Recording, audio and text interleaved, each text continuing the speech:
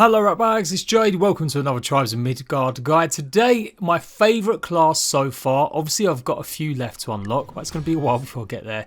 But out of the 4 that I have unlocked, the Guardian without doubt is my favourite, and I reckon it will continue to be my favourite. So leave a like, check out the other class guide where I tell you to avoid the Hunter class, and let me take you through the best parts of being a Guardian. So obviously it tells you how to unlock every one of the classes in the menus, but it is pretty difficult trying to get one of these solo. So again, a lot of these classes you will unlock if you do it in a session. I didn't even know the boys were taking on one of the Jotun as I was just running around gathering some resources, and they pretty much done it without me. And just like all the classes, you have to unlock it in Saga mode. You can't do this in survival. So usually it's around day 9 that the 3rd Jotun will appear, and that's your chance opportunity to do it. The frequency is usually day 2 they'll appear, and then I do believe day 5 and then day 8. So you haven't got much time to really do it, especially when you do it solo. So if you want to just focus directly on this, don't go too mad upgrading your fort or anything like that. Just try and get the best weapons and best gear and see if you can do one run if you're doing it solo in a saga session, and just do nothing but go for the giants. You will have at least one blood moon out of that as well, so it is a lot to contend with taking on the Hellfiends back at the camp. And if you leave it too late, you could be facing one of the Jotun as well as a blood moon at the same time. So yeah, really focus in on just taking one session out to take all 3 out in one go to unlock the Guardian class. So pick this class if you really want to mess around with axes, swords, and use elemental damage of fire and ice. They're the ones that are going to give you the better attributes. He's also a huge tank character. If you can get all the way to the end, it's going to cost you 7 points, but it'll give you a 40% increase in HP. That is massive. But we've got to start somewhere, and grabbing the attention of enemies is going to be the one that you should have. There's actually a couple of perks like this, but this one for Seti's Taunt pretty much means that enemies and creatures can't get away from you once you've pulled your shield out.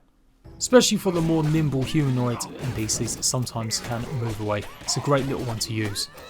I think the Guardian is probably one of the best classes to play solo also. You just got a simple choice here after with your second point. Either go for sword damage 10% extra or axe damage. Now, early stages, if you actually go with axes, because it costs a lot more iron to make the swords, you can save yourself a bit in resources, but also do a definitely bigger amount of damage. Of course, before flopping back onto swords, if that's what you really want, or that's what you're going to prefer using, or it just happens you get more resources once you get some of your farms up. But whatever you go to, 10% isn't to be sniffed at, a great increase very early on in the game, more damage.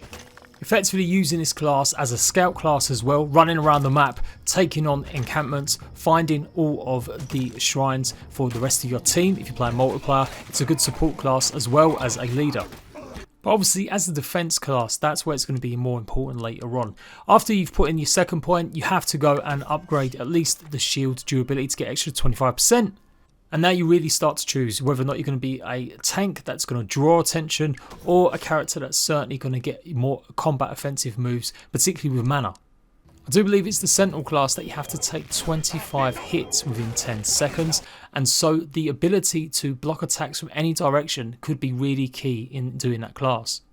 So definitely go for that if you're trying to unlock the Sentinel class. Then we've got Refused Judgment, where you earn mana when blocking a hit, and then you've also got the Past Judgment, where you earn mana when sustaining a hit.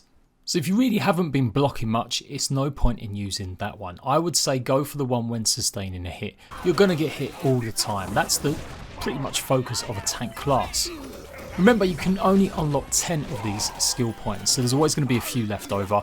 And I think both of these skills really might be the ones that you should probably ignore, unless you're in a dire situation. If you happen to have one skill point left, one blessing, and a giant's about to attack the village, you're going to need all the power you can. And mana hitting or mana gauging is one of the best ways to do a lot of damage. If you have gone up that path, there's no way to go next. You've got to go along the side of the laws of attraction anyway. Laws of Attraction is just another bonus one that you have to have anyway in going unlocking some more, where it will draw more enemies towards you, so it properly will make you the focus of attacks. This leads on to the 20% extra damage with ice elemental damages. This in combination with another skill that we're going to take a look at in a second is absolutely deadly, as you can see. But I would say again, save it a little bit to see if not you're going to unlock some more the health giving perks rather than that ice damage. You can always get weapons that can give you more ice damage anyway. And our next skill is called Pain Release, where you build pain when you're blocking damage. Now I know these were only walls and maybe a duck or file, but these are absolutely beastly. This is why it's so good as an ability, and obviously you want to be making sure you're getting to this and you haven't maybe spent all the rest of your points on others.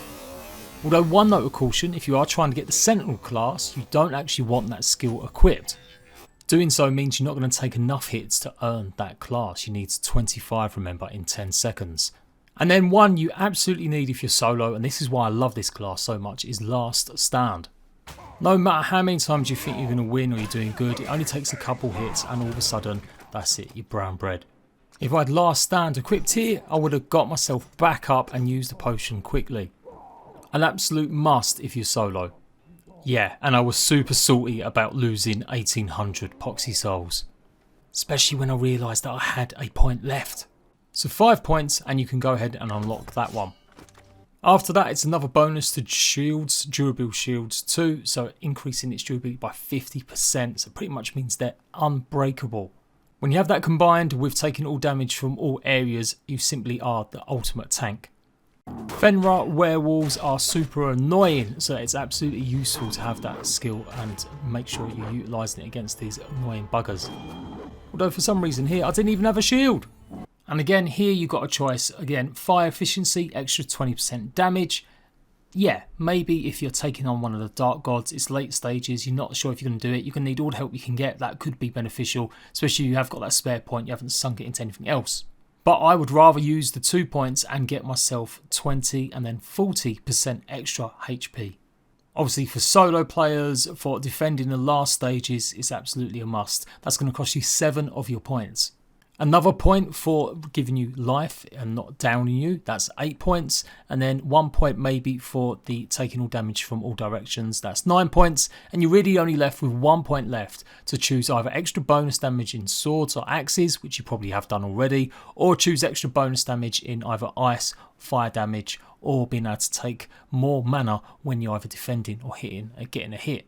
And actually that's the playstyle I would go for. I would go right for the extra health straight away. If you get up to that stage, just go straight along from left to right and unlock at least one of them first.